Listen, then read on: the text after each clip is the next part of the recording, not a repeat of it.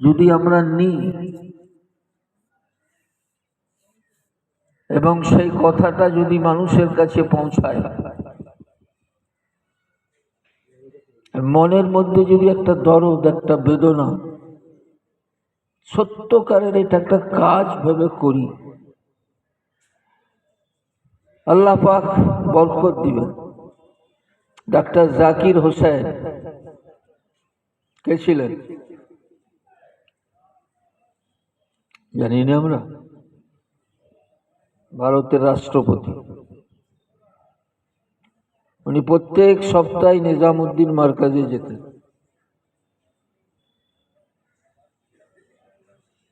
ওনাকে একজন জিজ্ঞাসা করেছিল যে আপনি প্রত্যেক সপ্তাহে নিজামুদ্দিন কেন যান?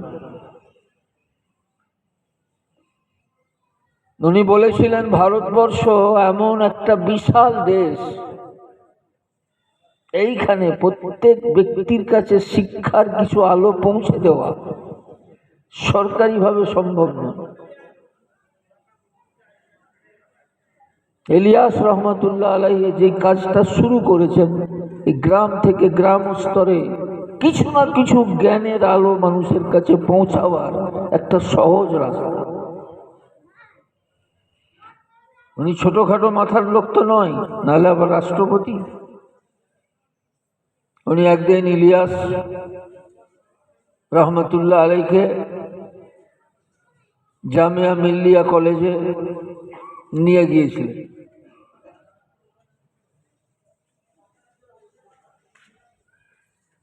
তাদের সামনে কথা রাখার জন্য। সেখানে ছেলেরা কথা শুনতেই তৈরি না, কেউ বসছে, কেউ উঠছে, কেউ আসছে, যেমন আমাদের অবস্থা।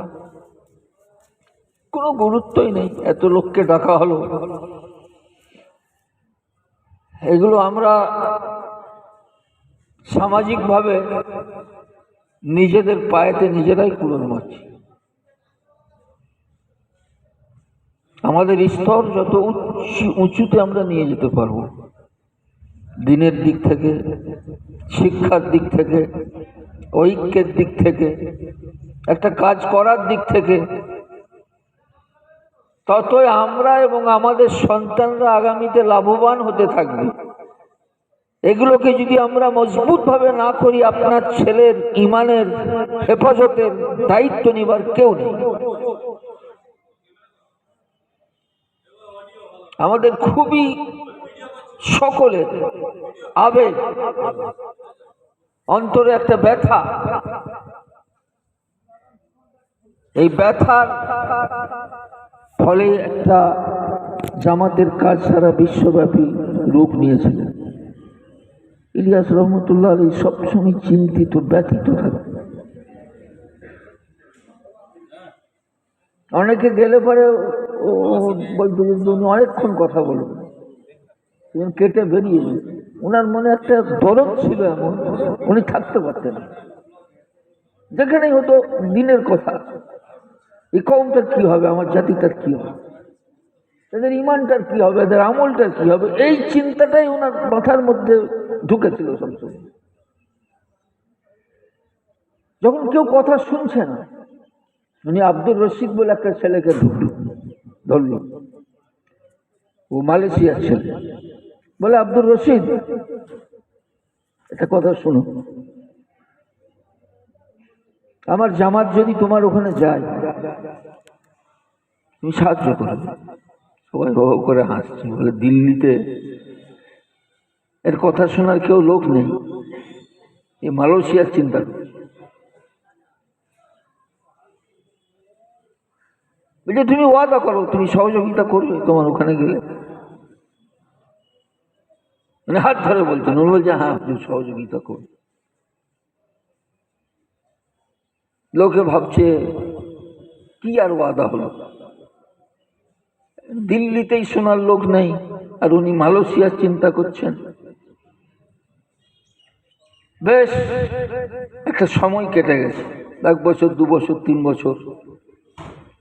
ও জামিয়া মিল্লিয়া থেকে পড়ে ওখানে যে একজন বড় অফিসার হয়ে গেছে। একটা জামাত গিয়ে পৌঁছেছে মালয়েশিয়া, আব্দুর রশিদের নাম খোঁজ করছে, বলছে সে তো অমুক জায়গায় অফিসার, অমুক জায়গায় থাকে। বলছে ঠিক আছে, আমরা ওনার কাছে যাব। তিনি যখন দেখছেন তো অবাক হয়ে যাচ্ছে, বলে এই তো সেই দিল্লিতে যাদের দেখেছিলাম সেই টাইপের লোক, লোটা কম্বল নিয়ে ছুটছে। তখন বলছে আব্দুর রশিদ কেউ আছে? বলে হ্যাঁ আমি আব্দুর রশিদ। আপনারা কোথা থেকে আসছেন? বলে আমরা ভারত থেকে আসছি। ভারতের কোথায়? দিল্লি। তার চোখ দিয়ে গড় গড় করে পানি বের। বলে দিল্লির কোথায়? বলে নিজামুদ্দিন। সে আবেগে বলছে উস দেওয়ানে কা খৌফ সচ্চা হো গিয়া, উস দেওয়ানে কা খৌফ সচ্চা হো গিয়া। পাগল একটা স্বপ্ন দেখেছিল, সেটা আজ বাস্তবে আমি দেখছি। মনের তড়প, একটা ব্যথা, এটাই আমরা হারিয়ে ফেলেছি, এটাই আমরা হারিয়ে ফেলেছি। একটা দিনই মাহফিল, একটা কোরআনের কথা, হাদিসের কথা, আল্লাহর কথা, আল্লাহর রসুলের কথা, এর আমরা গুরুত্ব হারিয়ে ফেলেছি। আপনার ছেলের মুসলমান থাকার গ্যারেন্টি দেওয়া মুশকিল আছে। আপনি যদি এরকম গুরুত্বহীন হয়ে যান, আপনি যে হোক করে ইমানদার কিছুদিন থাকবেন, তারপরে আপনার ছেলেটার কি হবে? সে আপনার জানাজার নামাজ পড়বে কিনা সঠিকভাবে? আপনি মরে যাওয়ার পর সে আপনার নামে হাত তুলে দোয়া করবে কিনা সন্দেহ আছে। আপনি যত গুরুত্ব নিয়ে কাজ করবেন, আপনার সন্তান সেটাকে একটা কাজ বলে মনে করবে, যে আমার বাপ এটা করতো, কমসে কম বলবে, তার মুখ থেকে বের হবে। না হলে দিনের কথা সে হারিয়ে ফেলবে, কোরআনের কথা হারিয়ে ফেলবে। এই জন্য আমাদের সকলকে খুবই গুরুত্ব দিয়ে এই কাজগুলো, দিনের ডাক এলেই আমাকে 1 নম্বর গুরুত্ব, দুনিয়ার সব কাজ ছেড়ে আসুন, দুনিয়ার সব কাজ ছেড়ে আসুন। এই ব্যথাটাই আমরা, এই গুরুত্বটাই আমরা নিচ্ছি না বা নিতে পারছি না।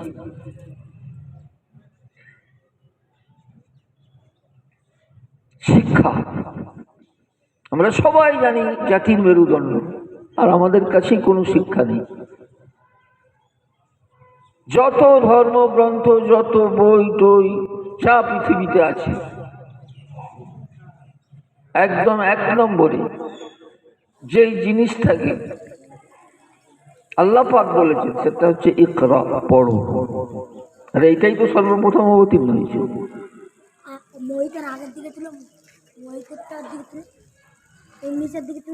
আর আমরাই পড়িনি, সবচেয়ে কম পড়ছি। আল্লাহর প্রথম কথা ওহি, যেটা আল্লাহ জিবরিলে আমিনের মাধ্যমে সর্বশ্রেষ্ঠ রসুল আকায়ে নামদার তাজদারে মদিনা আহমদে মুজতবা মোহাম্মদ মুস্তাফা সাল্লাল্লাহু আলাইহি সাল্লামের কাছে পাঠালেন, ইকরা, পড়ো। কত গুরুত্বপূর্ণ জিনিস পড়া।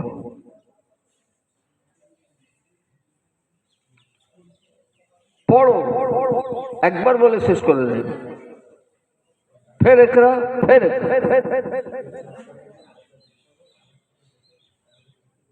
তার সাথে আবার কলম, ও আল্লামা বিল কলম। আমরা কলম ধরতে জানি না, কিন্তু সর্বপ্রথম এই পৃথিবীর বুকে এই দুটো কথাই এলো, পড়া আর কলম। আল্লাহ পাক পাঠালেন। ইমাম বুখারীর হাতে কলম না থাকলে আমরা বুখারী শরীফটা পেতাম না। ইমাম মুসলিম রহমতুল্লাহ আলাইহির হাতে কলম না থাকলে আমরা মুসলিম শরীফটা পেতাম না। সারা পৃথিবীর যত লেখক, তাদের হাতে যদি কলম না থাকতো, তাহলে এই জ্ঞান আমাদের কাছে আসতো না। কত গুরুত্বপূর্ণ জিনিস আল্লাহ পাক সর্বপ্রথম অবতীর্ণ করলেন।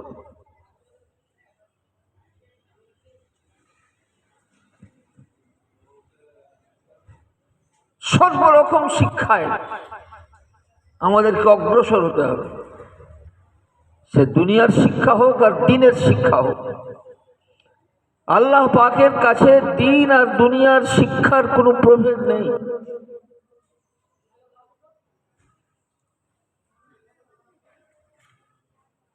কোরআন শরীফে শুধু মনে করছি নামাজের কথা আছে, আর কিচ্ছু নেই।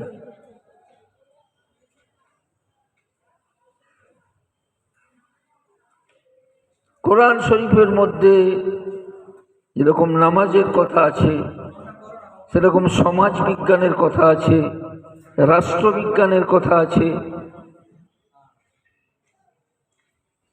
সারা পৃথিবীটা কিভাবে চলবে তার পুরো নকশা কোরআনে পাকের মধ্যে দিয়ে আছে।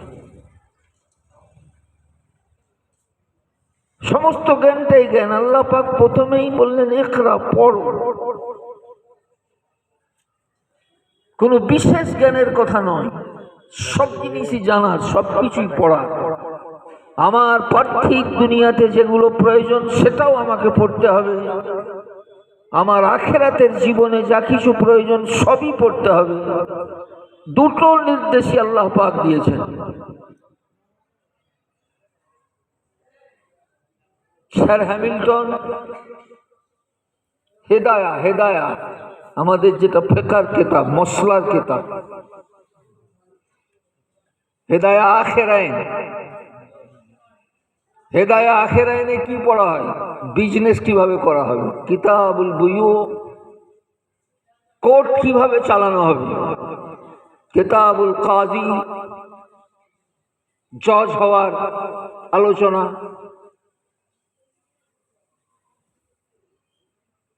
স্যার হ্যামিল্টন ওইটা ল্যাটিন ভাষায় অনুবাদ করেছে, তারপরে ইংরেজি ভাষায় বের হয়েছে। আর হেদায়ার ওই অনুবাদকে ওদের কাছে বলছে এটা হচ্ছে আইনের বাইবেল, আইনের একটা পবিত্র গ্রন্থ এটা। এবং সারা পৃথিবীর আইন যে তৈরি হয়েছে ওই হেদায়া থেকে তৈরি হয়েছে। একটা কোর্ট কিভাবে চালাতে হবে, একটা পঞ্চায়েত কিভাবে চালাতে হবে, একটা দেশ কিভাবে চালাতে হবে, কি কি নিয়ম পদ্ধতি, সব হেদায়ের মধ্যে আছে। সবটাই ইলমে দ্বীন, সবটাই ইলমে দ্বীন।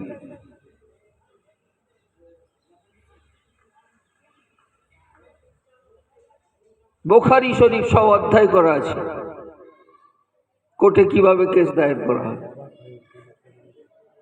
কিভাবে সেগুলো চলবে, এবং প্রত্যেকটাতে হাদিস দেওয়া আছে যে আল্লাহর রাসূল সাল্লাল্লাহু আলাইহি সাল্লাম এটাতে এই করেছে, শাস্তি দেওয়া হবে, কিভাবে শাস্তি দেওয়া হবে। চোর চুরি করেছে, ব্যভিচার করেছে, তার শাস্তি কোথায়, কিভাবে, কি পদ্ধতিতে, কে কিভাবে সাক্ষী নেওয়া হবে।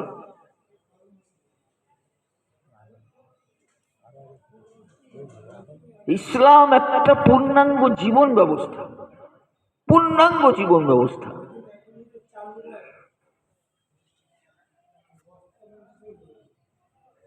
আল্লাহ রসুল সাল্লাল্লাহু আলাইহি সাল্লাম শুধু কি নামাজ দিয়ে গেলেন, আমাদেরকে একটা ধর্ম দিলেন, একটা সমাজ দিলেন, একটা রাষ্ট্র দিলেন। আল্লাহ রসুল সাল্লাল্লাহু আলাইহি সাল্লামের যুগেই তো পুরো আরব কান্ট্রিতে ওনার বিজয়, একটা রাষ্ট্র দিয়ে গেলেন। এর থেকে কি আমাদের কিছুই শিক্ষা নিবার নয়? তোমরা কিছুই বুঝি আর নামাজ পড়লে খুব দিনদার, আর কিচ্ছু না। গলি গলি, প্রত্যেকটা গলির খবর রাখতে হবে, মুসলমানের দায়িত্ব। পাশে যদি একজন ক্ষুধার্ত হয়ে মরে যায়, প্রত্যেক মুসলমান তার জন্য দায়ী। কেন সে খেতে পাবে?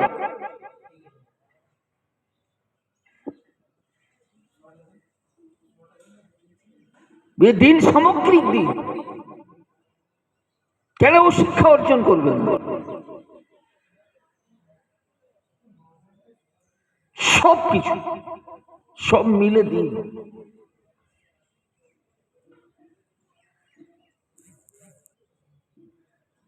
সেই জন্য আশরাফ আলী থানভী রহমতুল্লাহ আলাইহি বলছেন যে লোকেরা বলে বিবেক বুদ্ধি সম্পন্ন প্রাণীকে মানুষ বলে, আমার কাছে বিবেক বুদ্ধি থাকলেই হবে না, চিন্তাশীল, সবসময় সে চিন্তিত থাকবে সমাজে, তবেই সে হলো মানুষ। আর এইটাই আল্লাহ রসুল সাল্লাল্লাহু আলাইহি সাল্লামের শিক্ষা। রাতের অন্ধকার, হইচই, হঠাৎ লোকেরা সব বেরিয়েছে,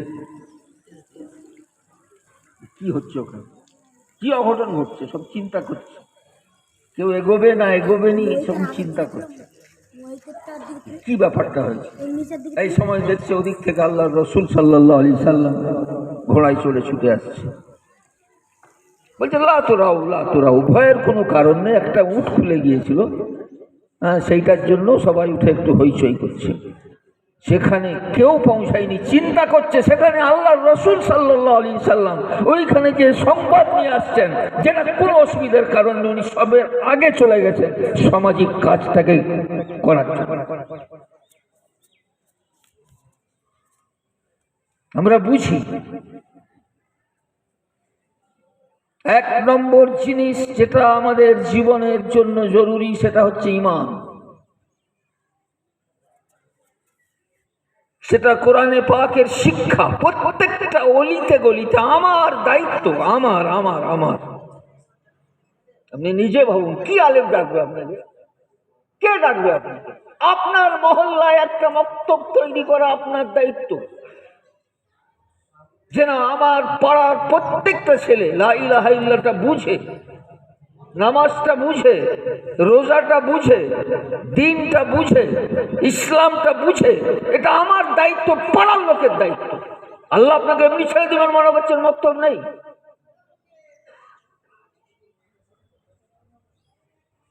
একদম ছোটবেলা থেকে রগে রগে ঈমানকে ঢুকিয়ে দিতে হবে, নাহলে যা পরিবেশ, সে বেঈমান হয়ে মরে যাবে। সে বেঈমান হয়ে মরে যেতে বাধ্য। পুরো সমাজটাকে এইভাবে তৈরি করা হচ্ছে যেন একটা ছেলে বেঈমান হয়ে যায়। সব বড় বড় মাথা আছে, তারা এমন ভাবে সমাজ ব্যবস্থাতে গড়ার চেষ্টা করছে যে একজন মুসলমান ঘর থেকে বেরোলেই যেন নাচে পড়ে, গানে পড়ে, না যায় যে পড়ে, হারামে পড়ে, সেই সব দেখতে দেখতে সেজন্য নাস্তিক হয়ে মরে। তারা খুব সচেতন হয়ে পুরো সমাজটাকে এমন ভাবে সাজাচ্ছে, সুদ দিয়ে, ঘুষ দিয়ে, নাজায়েজ দিয়ে, হারাম দিয়ে, আপনি যেন বেঈমান হয়ে মরে যান।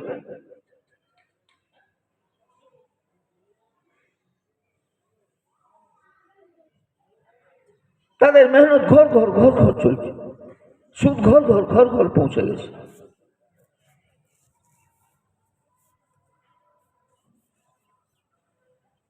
আর ওই মেহনত সেই সময়ে শুরু হয়েছে, ইলিয়াস রহমতুল্লাহ আলাইহির মেহনত সেই সময় শুরু হয়েছে আমাকে দিনটা মানুষের ঘরে ঘরে পৌঁছে দেওয়া।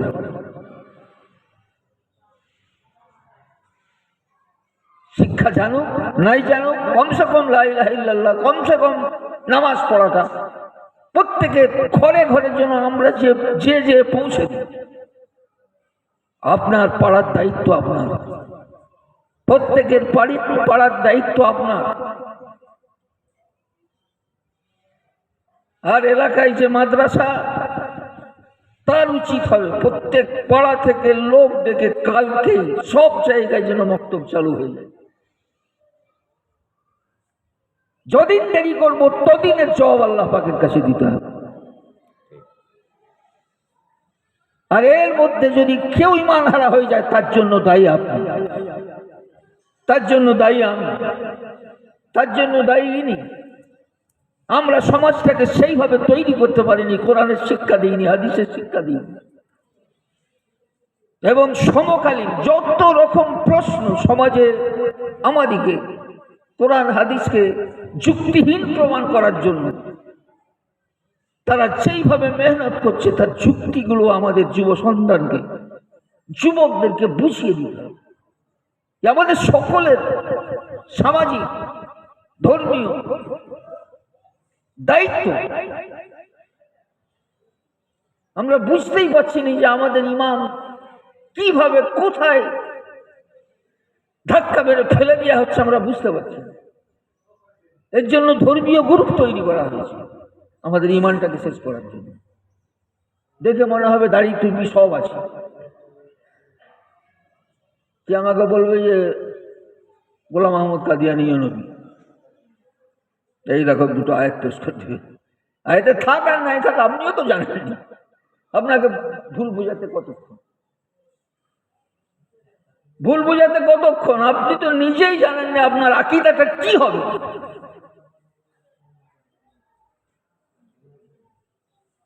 দেখবে যে সব আরবিতে লেখা আছে, বলো খুব ভালো জিনিস, তো আপনার মাথায় ঢুকে যাবে, আপনি বেঈমান হয়ে গেলেন, আপনি বেঈমান হয়ে গেলেন।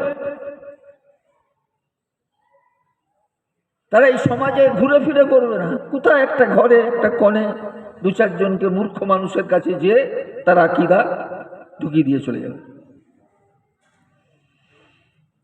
সমস্যা খুব জটিল, খুব কঠিন। সেই জন্যই মক্তব শিক্ষা, একদম একটা গ্রামের এ টু জেড যেন লা ইলাহা ইল্লাল্লাহটা কি তাকে যেন সঠিকভাবে তার শৈশবেই তাকে বুঝিয়ে দেওয়া। তার বিপরীত যে কিছু কথা আসবে সে যেন গ্রহণ না করে, তার প্রতিবাদ করতে পারে। শুধু গ্রহণ না করা নয়, সে যেন প্রতিবাদ করতে পারে না এটা আমার ইমানের খেলাফ কথা, এটা আমার দ্বীনের খেলাফ কথা, এটা আমার কোরআনের খেলাফ কথা, এই চেতনাটা যেন তার মধ্যে থাকে। এবং আমরা সমাজে সবসময় চেষ্টিত থাকবো কোনো বাতিল যেন আমাদের সমাজে ঢুকতে না পারে। বিভিন্ন ভাবে কে বুখারী নিয়ে এসে বুঝিয়ে আপনাকে বেঈমান করে চলে যাবে, আপনি বুঝতেই পারবেন কি হচ্ছে বলি তো হাদিস নিয়ে গেল। তো এক নম্বর আমাদের কাজ হচ্ছে গ্রামে গ্রামে মক্তব। তার জন্য কি নিজাম চলছে পুরো এরিয়াতে? আছে কিছু নিজাম?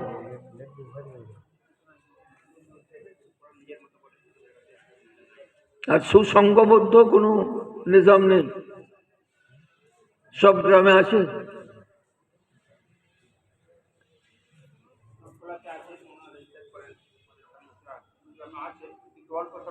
না, এ তো ধরুন এই জলসাতে তো কিছু হবে না। এরিয়ার বাছা বাছা 10 জন লোককে দেখে পুরো এরিয়ার লিস্ট করে প্রত্যেকটা গ্রামে মক্তব কি করে হবে, একটা 3 মাসের কোর্স এমন থাকবে যে 3 মাসের জন্য পুরো ইমানটা শর্টে তার মধ্যে ঢুকিয়ে দিতে হবে, যেন কিয়ামত পর্যন্ত তার মৃত্যু পর্যন্ত আর বের না হয়।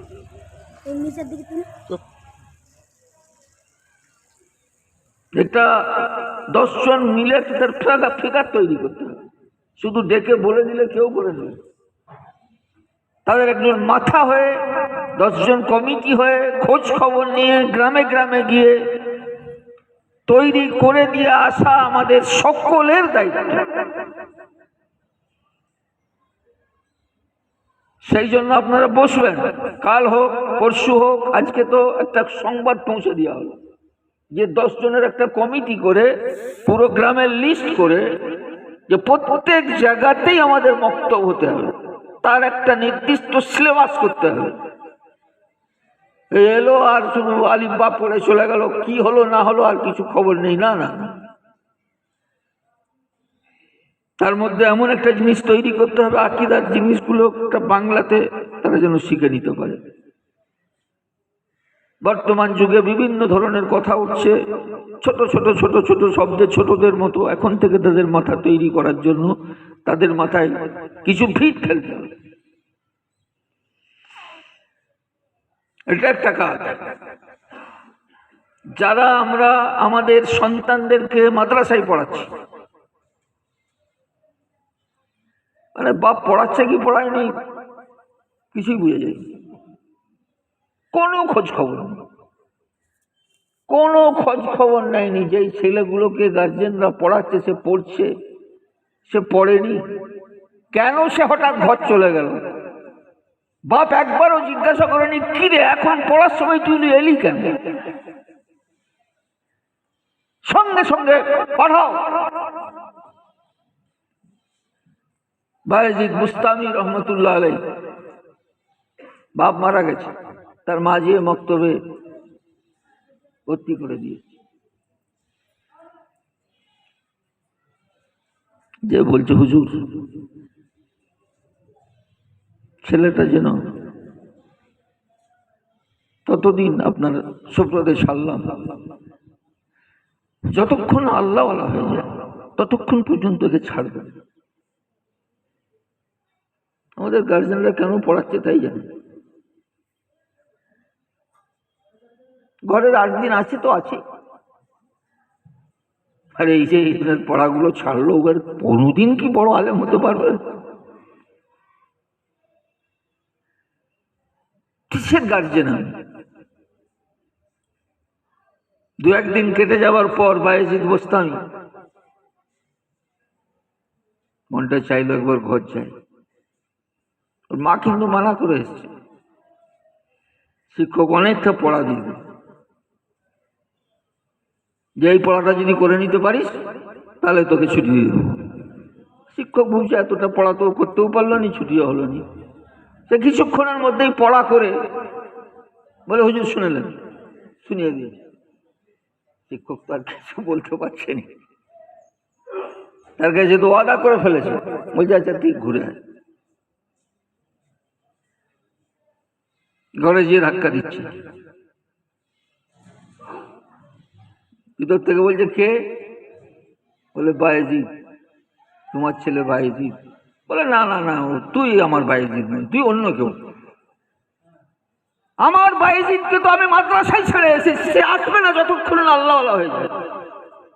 তুই আমার বায়েজিদ নয়, তুই যা, আমি দরজা খুলবো না। ওর মনে একটা ধাক্কা লাগলো, ওর মনে ধাক্কা লেগে গেল যে আমার ঘরের দরজা বন্ধ হয়ে গেছে। সে যে পড়তে থাকলো পড়তে থাকলো পড়তে থাকলো পড়তে থাকলো, উস্তাদের কাছে পড়ছি। একদিন স্বপ্নে আল্লাহর রসুল সাল্লাল্লাহু আলাইহি সাল্লামকে দেখছে। উস্তাদ, তুমি এখনো ছাড়ছো নি কেন? কিন্তু আল্লাহওয়ালা হয়ে গেছে, তোমার মতো হয়ে গেছে, তোমার থেকেও বেড়ে গেছে, এবারে ছেড়ে দাও। কি ইলম আমরা বুঝি না, আমরা বুঝি না। যে ছেলেকে মাদ্রাসায় ছেড়েছেন ওই মাদ্রাসাতেই থাকবে, তার মুড়িটা পৌঁছে দিয়ে আপনার দায়িত্ব, তার টাকাটা পৌঁছে দিয়ে আপনার দায়িত্ব, এসে দেখা করে যাও আপনার দায়িত্ব। নাহলে সত্যিকারের আলেমে ছেলে হতে পারবে না। হবে আরো 2-4 জন যেরকম হচ্ছে হবে। গার্জেনের একটা দায়িত্ব আছে, ঘরে গেলেই জিজ্ঞাসা করবে কি পড়া হলো আজ পর্যন্ত, কি পড়ে এলে, তুই এটা সুন্নতের খেলাফ কেন চলছিস? গার্জেনের তো একটা দায়িত্ব আছে। তোকে মাদ্রাসায় আমি পড়াচ্ছি কিসের জন্য পড়াচ্ছি? তুই আজ নামাজে ছিলি না কেন? এখন গার্জেনরা যেন ছেলে বাড়িতে গেলেও জামাই বাবু, তার নামাজও দেখবেন, ইয়ে দেখবেন, শুধু খাওয়াচ্ছে আর গল্প। প্রত্যেকটা গার্জেনকে সচেতন হতে হবে। আপনি আপনার ছেলেকে স্কুলে পড়ান, তখন আপনি প্রত্যেকটা জিনিস খবর নিচ্ছেন। হাফিয়ালি পরীক্ষাটা কেমন হলো, কত নম্বর পেল, সবকিছু যে পৌঁছে দিয়ে আসছেন। আর আল্লাহ দ্বীনের শিক্ষাটা আপনার কাছে এত ছোট, এর জন্য কোনো তত্ত্বাবধান নেই। এই তো সারা পৃথিবীর সর্বশ্রেষ্ঠ জ্ঞান। যদি সত্যিকারের একজন মুফাসসির আলেম হয়ে যায়, উকিল ব্যারিস্টার কেউ তার কাছে ঠিকার মতো নয়, সবের থেকে উচ্চ।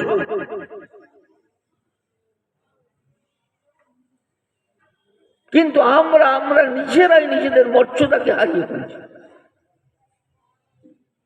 একটা সত্যকারের আলেম যিনি বুখারী পড়ে নিয়েছেন, তার হৃদয়ে যদি সত্যিকারের বুখারী থাকে, সারা পৃথিবীর কেউ তার সমকক্ষ না। আমরা বুঝি না বুখারীতে কি আছে, আমরা ভাবি মনে হচ্ছে শুধু নামাজ পড়ানো। যে বুখারীকে সঠিকভাবে পড়েছে সে একজন সমাজবিজ্ঞানী, তিনি একজন আইনবিদ, তিনি একজন রাষ্ট্রবিজ্ঞানী। ইবনে হাজার আসকালানী রহমাতুল্লাহ আলাইহি ১ লক্ষ হাদিসের হাফেজ, উনি যে 13 খণ্ডে ব্যাখ্যা লিখেছেন আপনি অবাক হয়ে যাবেন সেটা পড়তে পড়তে। যিনি এত রাষ্ট্রবিজ্ঞান শিখলেন কোথা থেকে? ইনি এত সমাজবিদ, সমাজের কথা জানলেন কি করে? কোন গলিতে কিভাবে বেচা কেনা হয় ইবনে হাজার আসকালানী জানলেন কি করে? কোথায় কি বিজনেস চলে, কিভাবে চলতে হবে, এত কিছু জ্ঞান তার কোথা থেকে? সব হাদিস থেকে পেয়েছে।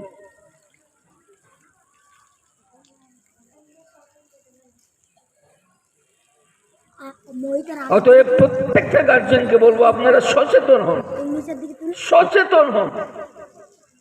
আপনার ছেলেটা সত্যিকারের আলেম হোক, আপনি সব দায়িত্ব নিজে মুড়ি, নিজে টাকা সবকিছু এসে পৌঁছে দেন। ছেলে যেন একদিনও বাড়ি জানা যায়, একদিনের পড়া যেন নষ্ট না হয়।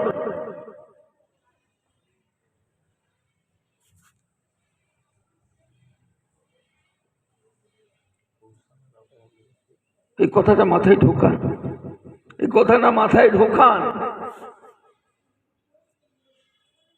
সুফিয়ানে সৌরি 12 বছর পর বাড়ি ফিরে এসছে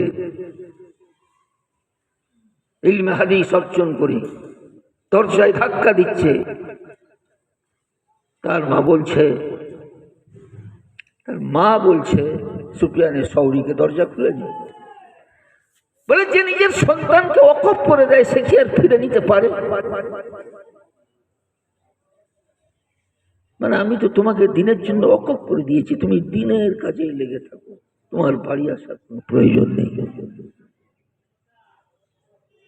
সেদিকে সম্রাট তাকে শাস্তি দেওয়ার জন্য এগিয়ে আসছে, ওনার মুখ থেকে বেরিয়ে গেছে আল্লাহ ধরে নাও, রাস্তাতেই পড়ে গেছে। এটা হলো আলেম। আমরা নিজেরাও নিজেদের পরিচয় বুঝি না, মানুষকে পরিচয় দিই না। সঠিক চিন্তা ভাবনা নিয়ে আমরা মাদ্রাসা চালকরাও মাদ্রাসা চালাই, যারা আমরা ছেলেদেরকে পাঠিয়েছি তাদের গার্জেনকেও সচেতন হয়ে আমার ছেলে যেন সত্যিকারের আলেম হতে পারে, এর সময় যেন একদিনও নষ্ট না হয়, সেরকম একটা চেতনা নিয়ে গার্জেনরা যেন ফিরে যায়। আল্লাহ পাক আমাদের সকলকে তৌফিক দান করুন। এই মাদ্রাসাগুলোকে যত আমরা মজবুত করতে পারবো পৃথিবীতে আমরা তত উন্নত হতে পারবো, আমাদের ক্ষমতা বাড়বে। আর এগুলোকে আমরা হেলো থেলো করে যদি শেষ করে দিই, নিজেরাই শেষ হয়ে যাবে। এদিন শেষ হবে না, নিজেরাই শেষ হয়ে যাবে। আল্লাহ পাক কোরআন আমাদের কাছ থেকে ছিনিয়ে খ্রিস্টান দিকে দিবে। গ্যারি মিলার পড়বে কোরআন, মরিস বোকাইলি পড়বে কোরআন।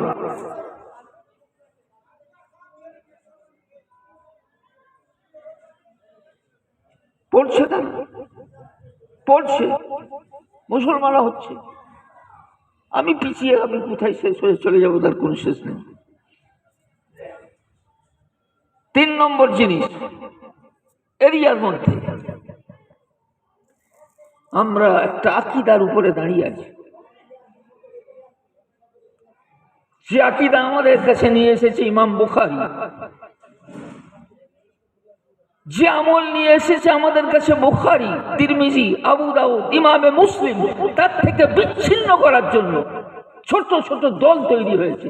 তারা হাদিসের নাম দিয়ে তারা বলছে তোমাদের নামাজটা ভুল, তোমাদের আকীদাটা ভুল।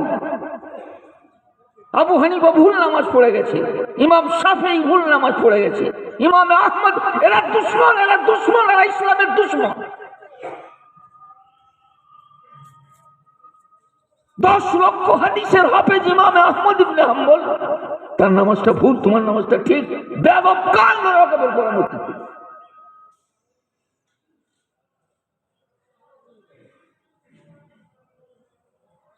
বলছে ইমাম শাফিঈর নামাজটা ভুল। এই 1500 বছর পরে এসে যেই নামাজটা বলছে ওটা নাকি ঠিক। এরা বুখারী বিদ্বেষী, এরা সাহাবী বিদ্বেষী। এরা ইসলামের বিদ্বেষ সৃষ্টি করছে, মানুষের মধ্যে ঝগড়া লড়াই সৃষ্টি করছে হাদিসের নাম, বুখারীর নাম। খুব সাবধান, খুব সাবধান, খুব সাবধান। এরকম লোক যেন নিজেদের সমাজের মধ্যে না থাকে।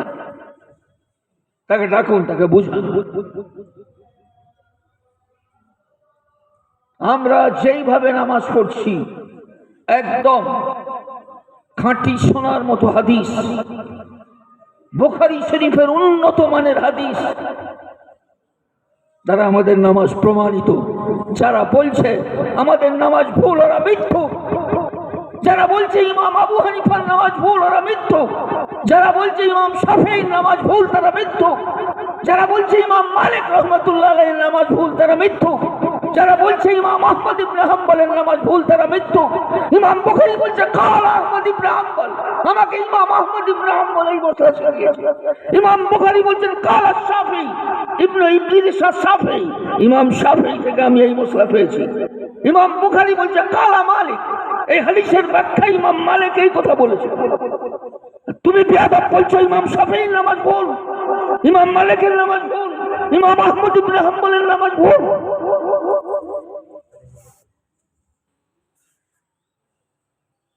কথা বুঝতে পারছেন? সংক্ষেপে কথা বুঝেন।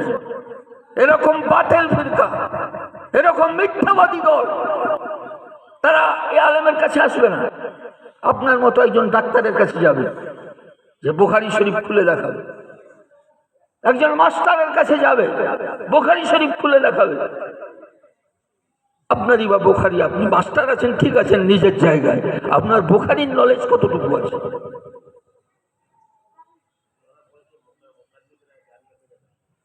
ওই কথাই তো হচ্ছে রে বাবা, ওরা শয়তান তো বলছি তো, আপনি বুঝতে পারছেন? ইমাম বুখারী তাহলে ইমাম মালিকের কথা বললো কেন? তিনি যদি ইমাম মালিককে মানেন না, তাহলে ইমাম মালিকের কথা নিল কেন? একটা জায়গায় যে ইমাম বুখারী রহমাতুল্লাহ আলাইহি একটা মশলা বলছেন হা কাযা কাযাউল আইম্মা, ইমামের সিদ্ধান্ত এটাই, ইমামদের সিদ্ধান্ত এটাই, উনিও ইমাম মানেন।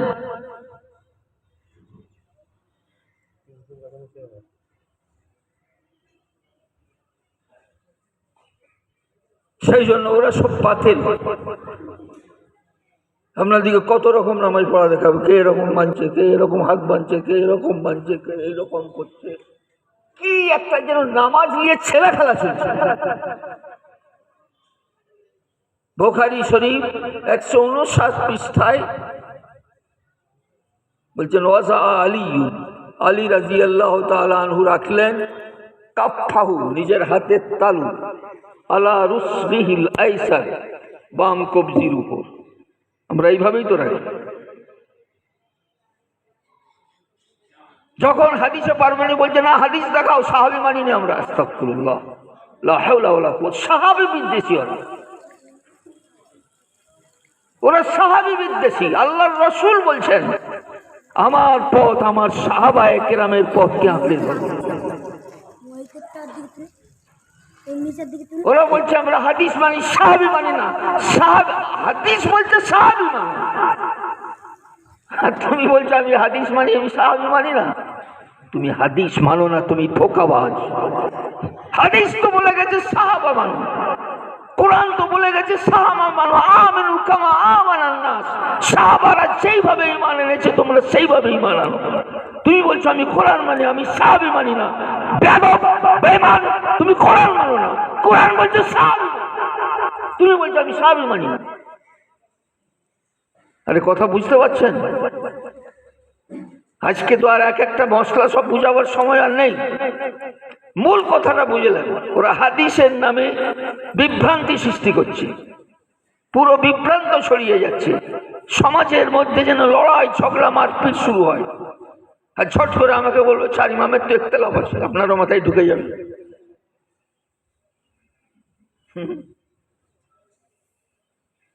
নেট খুলুন, কোন হানাফি শাফিঈর বিরুদ্ধে বলছে, কোন শাফিঈ হানাফির বিরুদ্ধে বলছে, কোন মালিকি হাম্বলির বিরুদ্ধে বলছে, কোন হাম্বলি হানাফির বিরুদ্ধে বলছে, পুরো নেট খালি। কোনো ঝগড়া নেই, ছিল না, আজও নেই। কিছু কিছু জায়গা আছে ঝগড়া, সেটা থাকবে, একটু একতলাপ, তারা তাদের মতো করে, আমরা আমাদের মতো করি, কিন্তু ঝগড়া তো কিছু নেই। হযরত ইমাম শাফিঈ রহমাতুল্লাহ আলাইহি, ইমাম শাফিঈ রহমাতুল্লাহ আলাইহি বলছেন, যত মুহাদ্দিস ফুকাহা জন্মগ্রহণ করেছে সব ইমাম আবু হানিফার কাছে সন্তান, কোনো ঝগড়া নেই। কত প্রশংসা করছেন। ইমাম শাফিঈ কবিতা লিখেছেন, আইদ যিকরু নুমা লিল্লানা যিকরাহু ইয়া মিসকুন ইযা কাররারতাহু ইয়াতাজাওয়াউ। আমার কাছে আবু হানিফার নাম বলো, ওটা মিসকে আম্বর, তুমি যত বলবে তত খুশবু ছড়াবে, কোনো ঝগড়া নেই। হাদিস কোরআনের মশলা দু ধরনের আছে। একটা হচ্ছে যেগুলো অকাট্য দলিল দিয়ে প্রমাণিত, যার মধ্যে আর ব্যাখ্যা করারও কোনো প্রয়োজন নেই, সেরকম 80% মশলা সব সারা পৃথিবীর মুসলমানের। কিছু মশলা এমন আমাদেরকে করতে হয় যেগুলো হাদিসে নেই।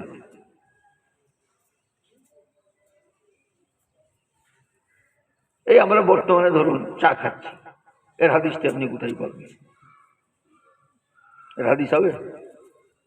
আরে চায়ের হাদিস আছে কোথায়? কিন্তু একটা সমাধান তো দিতে হবে। মাইকে নামাজ হচ্ছে, এর হাদিস তো পাওয়া যাবে না, একটা সমাধান তো কিছু দিতে হবে। নতুন নতুন কত জিনিস পৃথিবীতে তৈরি হচ্ছে, সমাধান তো একটু দিতে হবে। সেইখানে হাদিস নেই, সেই ক্ষেত্রে কিছু কিছু ক্ষেত্রে একটু মতের গরমিল হয়েছে, সেগুলো হাদিসের বাইরে, সেগুলো হাদিসের বাইরে ইখতিলাফ। এরকম ছিল, এরকম থাকবে, হবেই। আমি চাটাকে লাভজনক বুঝেছি, তো আমি কি ফতোয়া দেবো? না, এটা ভালো জিনিস। কেউ যদি ধরে নেন, এটা ধরে নেওয়ার কথা বলছি যে না, এটা মানুষের শরীরের জন্য খুব ক্ষতিকর, যেমন জ্বর, এর তো আর হাদিস কিছু নেই। এবারে এগুলো মুজতাহিদিন, গবেষক যারা কোরআন হাদিসের, ওইটার উপরে গবেষণা করে দেখেছে, কেউ ভেবেছে এটা শরীরের জন্য খুবই ক্ষতিকর, তারা হারাম বলে দিয়েছে। যারা ভেবেছে না ক্ষতি আছে, ক্ষতি তো ভাত খেলেও আছে, সুগার রোগী দিকে মানা করে, সব জিনিসেই ক্ষতি আছে, এটা এমন ক্ষতি নয় যেইটার জন্য এটাকে হারাম বলা যায়। এই ধরনের মতভেদ, এই ধরনের মতভেদ এগুলো হতেই পারে, কিন্তু কোরআন হাদিস নিয়ে মতভেদ নয়। তারা ওই জিনিসটাকে এত বড় করে তুলে পুরো ইসলামটাকে দুমড়ে শেষ করে দিতে চাইছে।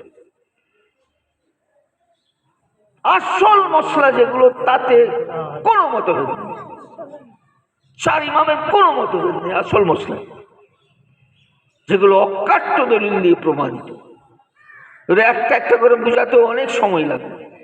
আমরা পড়ি, উনি কি কারণে বলেছেন সেটাও আমরা পড়ি, ইমাম মালিক কি কারণে বলেছে সেটাও আমরা পড়ি। জ্ঞানের বৃদ্ধি হয়, এতে জ্ঞানের বৃদ্ধি হয়।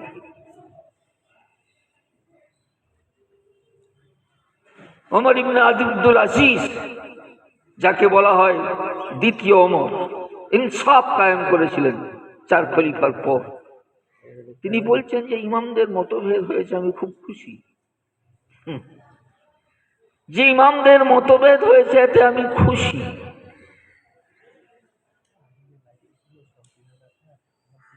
যে আমাদের একটু লড়ে চড়ে বসার আমরা সময় সুযোগ পেয়েছি, নাহলে যদি একটাই অর্থ হতো আমরা একটু সরে হাঁটতে পারতাম, সেটাকে সেইভাবেই করতে হবে।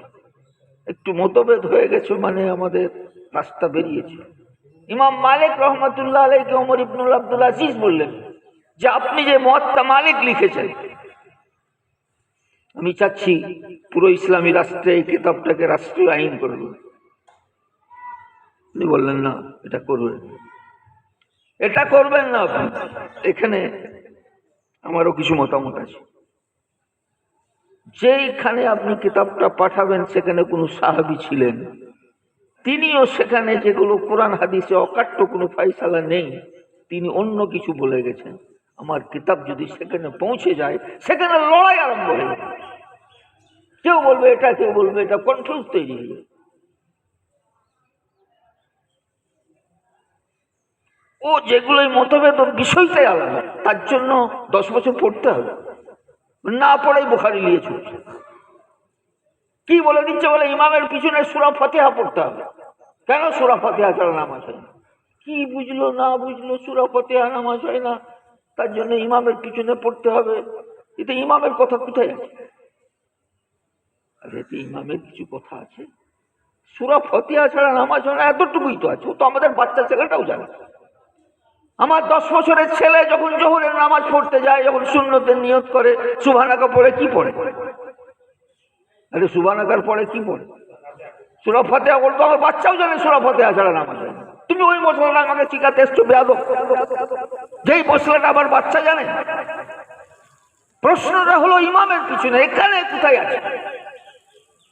তিরমিজি শরীফের 70 নম্বর পৃষ্ঠায় ইমামে আহমদ ইবনে হাম্বল রহমতুল্লাহ আলাইহি বলছেন, 10 লক্ষ হাদিসের হাফেজ, সূরা ফাতিহা ছাড়া নামাজ হয় না। এটা ওই ব্যক্তির জন্য প্রযোজ্য যিনি একাকী নামাজ পড়ছেন। সেটাকে নিয়ে এসে আপনাকে জামাতের নামাজে পিট করছে, সেটা সে আপনাকে জামাতের নামাজে আপনার মনে কনফিউজ সৃষ্টি করছে। বুখারী শরীফের তারই যে 1 পৃষ্ঠা পড়ে, যেটা ইমাম সহ আছে, সেটাকে কিয়ামত পর্যন্ত ওরা পড়বে না। কিয়ামতকারী হাদিস, ওরা হাদিসে কিয়ামত করবে, ওটা পড়বে না। আল্লাহ রাসূল সাল্লাল্লাহু আলাইহি সাল্লাম বলছেন, আবু হুরায়রা রাদিয়াল্লাহু তাআলা আনহু থেকে বর্ণিত, ইযা ক্বালাল ইমাম, ইমাম যখন বলবে গায়রিল মাগদুবি আলাইহিম ওয়ালাদ-দাল্লিন, গায়রিল মাগদুবি আলাইহিম ওয়ালাদ-দাল্লিন, সূরা নাসে না সূরা ইখলাস কিসে আছে? তার মানে কি হুজুর কি বলছেন, যে ইমাম যখন সূরা ফাতিহা পড়বে তোমরা আমিন বলো, ভাগ করে দিবে। ইমাম সূরা ফাতিহা পড়বে, আমাদের কাজ হচ্ছে আমিন বলা। পরিষ্কার। এখানে ইমাম শব্দ আছে, এই হাদিসটা পড়বেন। যেখানে ইমাম শব্দ নেই, সেই হাদিসটা পড়ে আপনাকে বিভ্রান্ত করে চলে যাবে। আল্লাহ পাক বলছেন, ইযা কুরিয়াল কুরআন ফাসতামিউ লাহু ওয়া আনসিতু, যখন তোমাদের কাছে কোরআন পড়া হবে তোমরা চুপ থাকো, মনোযোগ সহকারে শুনো। কোরআন পড়া হচ্ছে, ইমাম পড়ছে, আমরা তো কান লাগিয়ে মনোযোগ সহকারে শুনবো, এটা আল্লাহর হুকুম। আর আমাদিকে বলছে তোমাদের নামাজ ভুল হয়ে গেল। কথা বুঝতে পারছেন কিছু? তো ওই সব ধান্দায় পড়বেন না। আর ওই রকম লোক যদি কেউ প্রচার করতে আসে, সঙ্গে সঙ্গে আটক করে রাখুন। তুমি বস, তোর ওষুধ আনছি, বস, 1 মিনিট বসবে নি, পালিয়ে। এরকম কোন ফিতনা যেন পুরো এরিয়ার মধ্যে না ঢোকে। সমস্ত শিক্ষিত মানুষ একত্রিত হয়ে, আলেম ওলামা একত্রিত হয়ে ওই বাতেল দলটার মোকাবেলা করার জন্য আপনাদের জন্য তৈরি থাকি। কোনো ভয়ের কারণ নেই। আমরা সেইভাবে নামাজ পড়ছি প্রথম থেকে নিয়ে শেষ পর্যন্ত, সব বুখারী শরীফের হাদিস অনুসারে, মুসলিম শরীফের হাদিস অনুসারে, তার থেকে উন্নত মানের হাদিস দিয়ে আমাদের পুরো নামাজ আমরা যেইভাবে পড়ছি, ভুলের কোনো কারণ নেই। ঝট করে এসে বলবে নামাজ পড়ে উঠে পালিয়ে যাও, দোয়া টোয়া করবো। আর এরকম লোক জুটছে না, জুটে দোয়া করবে না, উঠে পালিয়ে যাও। নামাজটা তাহলে পড়লি কিসের জন্য? না পড়তে পারছিস নামাজ? আরে এতক্ষণ ধরে নামাজ পড়লাম, শেষে আল্লাহর কাছে একটু চাইব না? কি হতভাগ্য।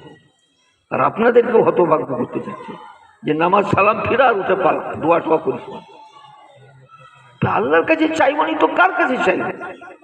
বলছে বেদাত। আস্তাগফিরুল্লাহ। আল্লাহ বলছেন, ইযা ফারাগতা ফানসাব ওয়া ইলা রাব্বিকা ফারগাব। নামাজ শেষ হলে আল্লাহর কাছে দোয়া চাও। ইমাম তিরমিজি রহমাতুল্লাহ আলাইহি তিরমিজি শরীফের মধ্যে হাদিস বলছেন, সাহাবারা জিজ্ঞাসা করলেন, ইয়া রাসূলুল্লাহ, সবচেয়ে বেশি দোয়া কোন সময় কবুল হয়? আল্লাহ রসুল সাল্লাল্লাহু আলাইহি সাল্লাম বললেন তাহাজ্জুদের সময় এবং ফরজ নামাজের পর। ওরা বলছে দোয়া না করে পালিয়ে যাবে।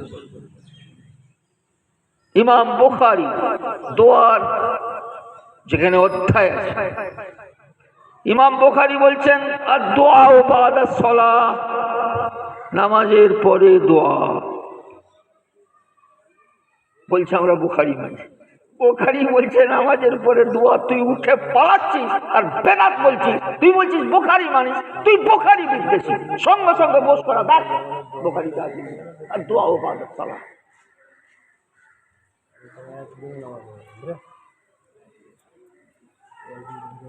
বলছে হ্যাঁ দোয়া আছে, হাত তোলা কি আছিপ আছিপ ফতোয়া। দোয়া করবো, হাত তুলবো, বিনা হাত তুললে দোয়া করে পালিয়ে তো দোয়ার আদব। ইমাম বুখারী বলছে 5টা আদব। 5 নম্বর আদব হচ্ছে হাত তুলে দোয়া করবো। আর ওরা বলছে আমরা বুখারী মানি, তো হাত তুলবে না। কি আশ্চর্য! আল্লাহ পাক আমাদের সকলকে বোঝার মতো তৌফিক দান করুন। 1 নম্বর, কাল থেকেই আপনারা যারা এসেছেন নিজেদের মহল্লায় যুবক ছেলেদেরকে, গ্রামের মানুষকে জড়ো করে মক্তব চালু করুন। এবং এই মাদ্রাসাওয়ালাকে বলবো 10 জনের একটা কমিটি, 11 জনের একটা কমিটি তৈরি করে পুরো এরিয়ার লিস্ট করে কোনো গ্রাম যেন মক্তব শূন্য না থাকে, সব জায়গায় যেন মক্তবের শিক্ষা চালু হয়ে যায়। যদি এনারা না করেন, আপনার জোর দিয়ে তাকিদ দিয়ে এনাকে বলবেন কি হলো কি হলো, আজকে বাতিল প্রশ্ন করেছেন। এটা আমাদের সকলের দায়িত্ব, প্রত্যেকটা মুসলমানের দায়িত্ব। এটা যদি না করি আল্লাহ পাক আমাদের ছাড়বে না। এটা সামাজিক দায়িত্ব আমাদের সকলের উপরে, গ্রামের নেতাদের উপরে, গ্রামের মোড়লদের উপরে, গ্রামের মুরব্বীদের উপরে, যুবকদের উপরে, সবের উপরে এটা দায়িত্ব। 2 নম্বর, যাদের সন্তানেরা মাদ্রাসায় পড়ছে আপনারা এই ছেলেদিকে করে নিয়ে যাবেন। মাদ্রাসায় পড়তে গেছিস, মাদ্রাসায় থাক, আপনি প্রয়োজন মিটাবার জন্য আপনি আসুন, আপনি তার নাস্তাটা দিয়ে যান, আপনি তার টাকাটা দিয়ে যান। এটা আপনার দায়িত্ব, এটা আপনার সন্তান, তার একটা ভবিষ্যৎ আছে। তাকে আপনি চিন্তা করুন যে আমি একদম খালেস আল্লাহর জন্য, দুনিয়ার কোনো নিয়ত রাখবেন না, আমি আল্লাহর দ্বীনের জন্য একে আমি ছেড়ে দিয়েছি। আল্লাহর দ্বীন শিখবে, আল্লাহ ওয়ালা হাফেজে কোরআন হবে, আল্লাহ ওয়ালা মাওলানা হবে, এ পুরো এরিয়ায় দ্বীনটাকে ছড়িয়ে দেবে। সেই উদ্দেশ্য নিয়ে ছেলেকে পড়াবে, একে উপযুক্ত আলেম করতে হবে। এটা আমাকে গার্জেনকে টার্গেট নিতে হবে এবং শিক্ষকদেরকে এসে বলে যাবেন যে আপনার ছেলেটা যেন আল্লাহ ওয়ালা আলেম তৈরি হয়, সেরকম আলেম করবে। 3 নম্বর হচ্ছে এই বাতিল ফিতনা যেগুলো উঠছে, তারা এসে কিছু কিছু শিক্ষিত মানুষকে বিভ্রান্ত করে যাচ্ছে। সেই জন্য আমি এদেরকে বলেছিলাম, ডাক্তার, মাস্টার, শিক্ষিত মানুষ যারা আছে তাদেরকে দলবদ্ধভাবে ডাকা হোক, তাদেরকে বুখারীর হাদিস একটা একটা করে খুলে দেখিয়ে দেওয়া হোক, যারা পৃথিবীর কোন শক্তি আছে তাদের ঈমানকে বরবাদ না করতে পারে। যখন নিজের চোখে দেখে নেব হাদিসটা, ইনশাআল্লাহ কিয়ামত পর্যন্ত আমাকে আর কেউ বিভ্রান্ত করতে পারবে না। আমি বুঝতে পেরে যাব ও হাদিসের খেলাফ বলছে। আলী রাদিয়াল্লাহু তাআলা আনহু এইভাবে হাত বাঁধছে, আমরা এইভাবে বাঁধি, তারা এইরকম এইরকম এইরকম ভুল তারা করছে, আমরা ভুল করি।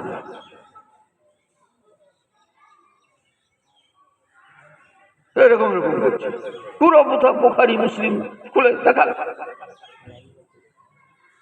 মুসলিম শরীফে 5টা হাদিস আছে, আল্লাহ রসুল সাল্লাল্লাহু আলাইহি সাল্লাম হাত উঠাতে हैं, বলছে সহি হাদিস। কোথায় এরকম দেখেননি কখনো? বুখারীতে নেই নেই নেই চ্যালেঞ্জ দিয়ে যাচ্ছি, মুসলিম শরীফে নেই নেই নেই চ্যালেঞ্জ দিয়ে যাচ্ছি। 20টা হাদিস 86টার মধ্যে আল্লাহ রসুল সাল্লাল্লাহু আলাইহি সাল্লাম ইশারা করতেন। একটা হাদিসে আছে হিলাতেন, ওইটা কি এই হাদিসের বিপরীতে যাবে? কি আকল পৌঁছে গেছে, ইমাম বাইহাকি ওর ব্যাখ্যাটা বুঝিয়ে গেছে। ইমাম বাইহাকি বলছেন ওখানে যে হিলাবার কথাটা, আর আমি যখন ইশারা করলাম আঙুলটা হিললো না হিললো না,